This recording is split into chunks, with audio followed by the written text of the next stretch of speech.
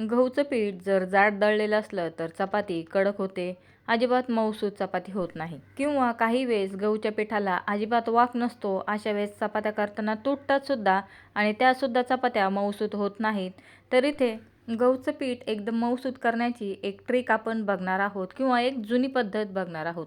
तर यावेळेस आम्ही रेडीमेड गहूचं पीठ आणलेलं आहे आणि बघा हे पीठ थोडंसं ज्वारीच्या पिठासारखं आहे. असं पीठ असलं तर बघा चपात्या कडक होतात. भरपूर पिठाची मालिश केली तरी चपाती कडक होत असते. तर इथे बघा जे प्लेटमध्ये आहे ते आत्ताचं ज्वारीच्या पिठासारखं गहूचं पीठ आहे आणि जे माझ्या हातामध्ये आहे ते जुनं गहूचं पीठ आहे, मात्र ते संपलेलं आहे. त्याची चपाती खूप छान व्हायची. तर बघा आत्ता हे गहूचं पीठ आणलेलं आहे. आता व्हिडिओमध्ये या दोन पिठांमध्ये किती फरक दिसतोय ते मला माहिती नाही, मात्र ओरिजिनलमध्ये या दोन पिठांमध्ये भरपूर असा फरक आहे. आता इथे मी 9-10 चपात्यांचं पीठ घेतलेलं आहे. त्याच्यामध्ये चवीनुसार मीठ टाकलं. मीठ मिक्स करून घ्यायचं आणि इथे पीठ मळून घ्यायचं आहे. एकदम मऊसूत पीठ मळायचं नाही, थोडंसं कडक पीठ आपण इथे मळणार आहोत. चांगल्या गहूचं पीठ असेल तर त्याचं सुद्धा या पद्धतीने पीठ मळलं तर आणखीन मऊसूत चपाती होईल. तर बघा इथे थोडं थोडं पाणी टाकून मी पीठ मळून घेतलेलं आहे. एकदम पाणी टाकायचं नाही, थोडं थोडंच पाणी टाकायचं आहे. तेल न लावताच पीठ मळून घेतलेलं आहे आणि साईडचं जे सुकलेलं पीठ असतं ते सुद्धा इथे गोळा करून घेतलं आणि या पिठाच्या गोळ्यामध्ये ठेवून घ्यायचं आहे आणि पूर्ण इथे गोळा बनवून घ्यायचा. म्हणजे आपल्याला पीठ फक्त इथे जोडून ठेवायचं आहे किंवा एकजीव करायचा आहे. लगेच पिठाची खूप मालिश करायची नाही. फक्त 1.5 ते 2 मिनिटांमध्ये हे पीठ मळून तयार झालेलं आहे. आता असं कुणी पीठ मळत नाही. ही पद्धत खूप जुन्या काळी होती. माझी आजी या पद्धतीने पीठ मळायची. तर बघा इथे थोडंसं कडक पीठ मळलेलं आहे. पीठ मळून झाल्यानंतर तुम्ही याच्यामध्ये 5-6 चमचे पाणी टाकून आता या पिठाला पातळ करून घेऊ शकता. मात्र तसं केल्यानंतर हात खूप खराब होतात आणि परातीला सुद्धा ते पीठ खूप चिटकत असतं आणि ते पीठ मळायला वेळसुद्धा जास्त लागतो. म्हणून मी या पिठाच्या गोळ्याला या पद्धतीने छिद्रे करून घेतलेले आहेत. जशी आपण पिठाची स्माइली बनवतो त्या पद्धतीने याला छिद्रे करून घ्यायचे आणि याच्यामध्ये फक्त आपल्याला 1.5 ते 2 चमचे पाणी टाकायचं आहे, जास्त नाही. फक्त हातामध्ये बघा मी 1.5 ते 2 चमचा पाणी घेतलेलं आहे आणि त्या छिद्रांमध्ये हे पाणी टाकायचं आणि ओला हात फक्त या पिठाच्या गोळ्याला लावायचा आहे आणि एखाद्या सुती कपड्याने हे पीठ फक्त 10 मिनिटं झाकून ठेवायचं आहे. 10 मिनिटांनी बघा इथे पीठ थोडंसं मऊसूत झालेलं आहे आणि पिठाचा कलरसुद्धा चेंज झालेला आहे. ज्या छिद्रांमध्ये आपण पाणी टाकलेलं आहे त्याच्या साईडचा पार्ट बघा एकदम मुलायम मऊसूत झालेला आहे. आता फक्त आपल्याला या पिठाला तेल लावायचं आणि मळून घ्यायचं आहे. मी फक्त हाताला तेल लावून घेतलं आणि मिनिटभर या पिठाची मालिश करून घेतलेली आहे. सुरुवातीला पीठ मी जास्त काही मळलं नव्हतं, फक्त पीठ जोडून ठेवलेलं होतं. म्हणून आता इथे मिनिटभर या पिठाची मालिश करून घेतली आणि तुम्ही बघत असाल पीठ किती मऊसूत होण्यास सुरुवात झालेली आहे. जाड दळलेलं गहूचं पीठ असू द्या किंवा बारीक दळलेलं गहूचं पीठ असू द्या, या पद्धतीने तुम्ही पीठ मळून बघा. चपात्या खूप मऊसूत, मुलायम, लुसलुशीत होतात. आता इथे पीठ मळून झालेलं आहे. तर बघा आता या पिठामध्ये किती स्टार्च रिलीज झालेला आहे. आता तुम्ही बघत असाल एकदम चिकट हे पीठ तयार झालेलं आहे. आणखीन जर याला मऊसूत केलं तर या पिठाची तुम्ही पुरणपोळी सुद्धा करू शकाल. म्हणजे या पिठामध्ये वाक तयार झालेला आहे. बरेच जण म्हणतात की पिठाला वाक नाही, म्हणजे चिकटपणा. भरपूर असा चिकटपणा या गहूच्या पिठाला आलेला आहे. याच्यापेक्षा जर मऊसूत तुम्हाला पीठ करायचं असेल, नरम पीठ करायचं असेल तर आणखीन 1-2 चमचे पाणी त्या छिद्रांमध्ये टाकायचं, म्हणजे आणखीन नरम पीठ होईल. तर बघत असाल किती हे पीठ ताणले जाते. फक्त 10 मिनिटांमध्ये एवढं चिकट पीठ तयार झालेलं आहे. हे विकत आणलेलं गहूचं पीठ आहे. आमचे गहू संपलेलं आहे त्याच्यामुळे आम्ही सध्या विकतचंच पीठ वापरत आहोत. तर बघा आता पीठ मळून झालेलं आहे. अतिशय मऊसूत गोळा तयार झालेला आहे.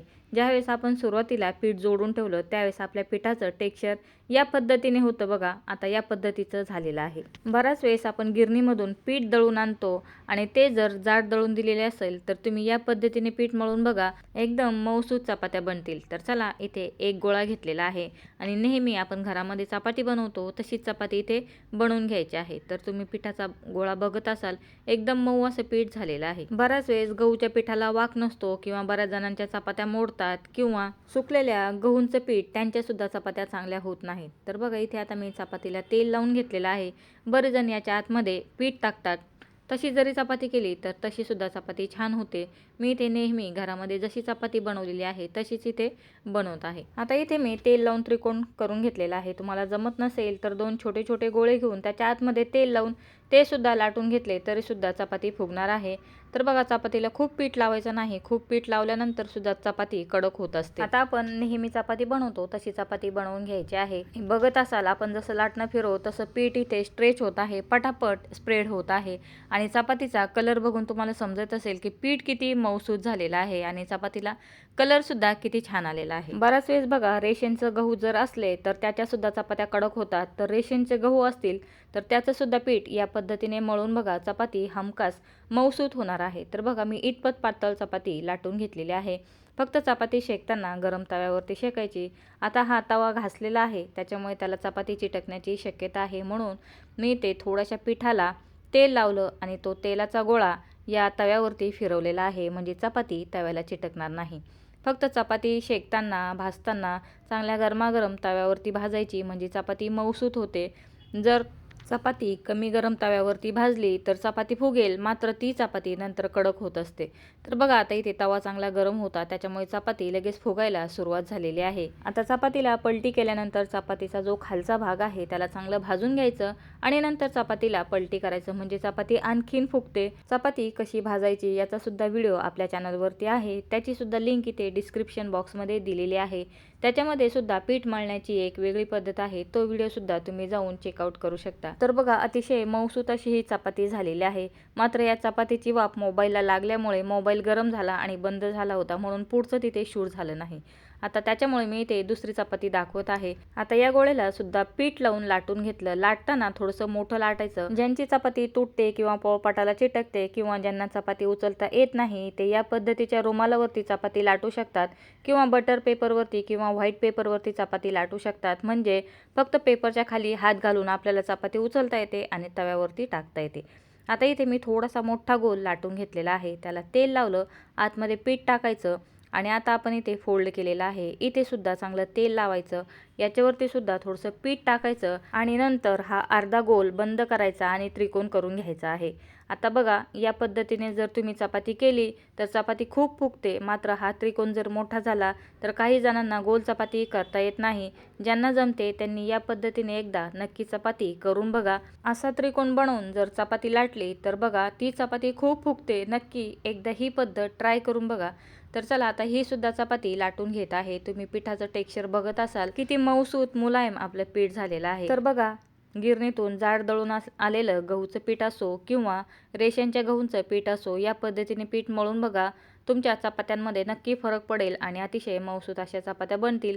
तर चला आता ही सुद्धा चपाती लाटून झालेली आहे आणि हिला सुद्धा आता मी भाजून घेत आहे.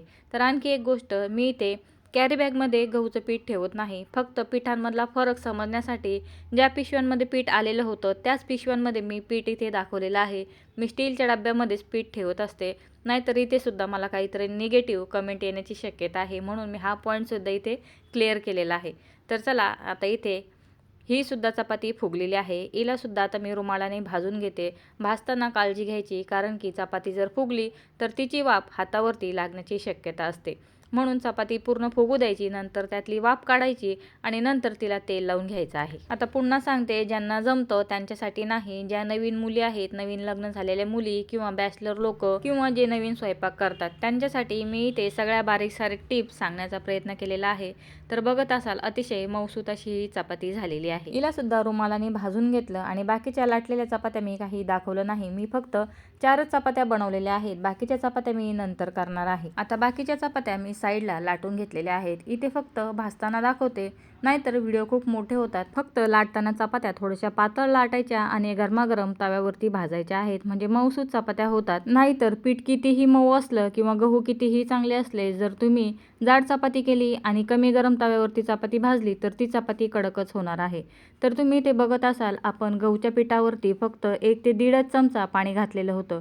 तुम्हाला जर या पिठाची पुरणपोळी करायची असेल तर त्याच्यावरती 4-5 चमचे पाणी घालायचं आणि 10 मिनिटं पीठ झाकून ठेवायचं, म्हणजे तुम्ही या पिठाची पुरणपोळीसुद्धा करू शकाल. तर आता इथे तिसरीसुद्धा चपाती भाजून झालेली आहे. तर तुम्ही चपात्यांचा कलरसुद्धा बघत असाल, एकदम पांढऱ्या शुभ्र चपात्या झालेल्या आहेत. आता या चपातीला सुद्धा काढून घेते आणि चौथी चपातीसुद्धा इथे तुम्हाला भाजून दाखवते, म्हणजे तुम्हाला सगळ्या चपात्या कशा झाल्या त्या समजतील. आता शेवटची चपातीसुद्धा इथे टाकून घेतलेली आहे. चपाती थोडीशी फुगली की लगेच तिला पलटी करायचं आणि आता जो पलटी केलेला पार्ट आहे त्याला खालून चांगलं भाजून घ्यायचं आहे. तर बघा ही सुद्धा चपाती चांगली फुगलेली आहे. बऱ्याच वेळेस चपात्या फुगतात, मात्र थंड झाल्यानंतर त्या कडक होतात. या पद्धतीने पीठ मळून बघा, चपात्या थंड झाल्या तरीसुद्धा कडक होणार नाहीत. या चपातीला सुद्धा आता भाजून घेतलं. तर बघा गहू कसाही दळलेला असू द्या, जाड असू द्या किंवा बारीक असू द्या, या पद्धतीने पीठ मळून बघा, अतिशय मऊसूत अशा चपात्या राहतील. आता सगळ्या चपात्या इथे भाजून दाखवल्या. तर शेवटच्या चपातीच्या वेळेस म्हणजे या चपातीच्या वेळेस माझ्याकडून चुकून गॅस कमी राहिला होता, त्याच्यामुळे ही चपाती थोडीशी कडक झालेली आहे. मी आता फुगलेल्या बिन फुगलेल्या सगळ्या चपात्या दाखवल्या. सगळ्या चपात्या तुम्हाला इथे भाजून दाखवलेल्या आहेत, म्हणजे तुम्हाला सुद्धा आयडिया येईल की चपात्या कशा झालेल्या आहेत. आता या चपातीला सुद्धा काढून घेते. आता या उरलेल्या पिठाच्या मी अर्धा एक तासात चपात्या करणार आहे, त्याच्यामुळे त्याला इथे मी थोडंसं मळून घेतलं आणि त्याला झाकून ठेवलेलं आहे. तर एखाद्या पातेल्याने किंवा एखाद्या बाऊलने झाकून ठेवायचं, म्हणजे पिठावरती पापडी येणार नाही. आता बघा, आपण ज्या केलेल्या चपात्या आहेत त्या सगळ्या आता इथे तुम्हाला काढून दाखवते. एका हातामध्ये 4 बसतील एवढ्या मऊसूत आपल्या चपात्या तयार झालेल्या आहेत. थोड्याशा थंड झाल्या की लगेच सुती कपड्यामध्ये या चपात्यांना गुंडाळून ठेवायचं, म्हणजे 2 दिवससुद्धा या चपात्या कडक होणार नाही. तर तुम्ही इथे बघत असाल सगळ्या चपात्या मऊसूत झालेल्या आहेत. फक्त आता या चपात्या मला मुलांना टिफिनला द्यायच्या आहेत, त्याच्यामुळे मी इथे चपात्या तोडून दाखवलेल्या नाहीत. सगळ्या चपात्यांना भरपूर असे लेयर्स आलेले आहेत. तर तुमचं जर पीठ जाड दळलेलं असेल किंवा रेशनचे गहू असतील, त्याचं पीठ असेल, तर या पद्धतीने पीठ मळून बघा, अतिशय मऊसूत अशी चपाती होणार आहे. आता मुलांच्या टिफिनला द्यायच्या आहेत, त्याच्यामुळे मी चपात्या थंड केलेल्या आहेत आणि त्याचबरोबर सगळ्या चपात्या तुम्हाला इथे हातामध्ये सुद्धा घेऊन दाखवते, म्हणजे तुम्हाला समजेल की चपात्या आपल्या कशा झालेल्या आहेत. बघा, चपात्या चुरगळण्याची माझी सुद्धा इच्छा नसते, मात्र व्हिडिओमध्ये काही गोष्टी दाखवाव्या लागतात. तर या पद्धतीने पीठ मळून बघा, चपात्या करून बघा. व्हिडिओ आवडला तर व्हिडिओला लाईक करायला आणि आपल्या चॅनलला सबस्क्राईब करायला विसरू नका. व्हिडिओ बघितल्याबद्दल धन्यवाद.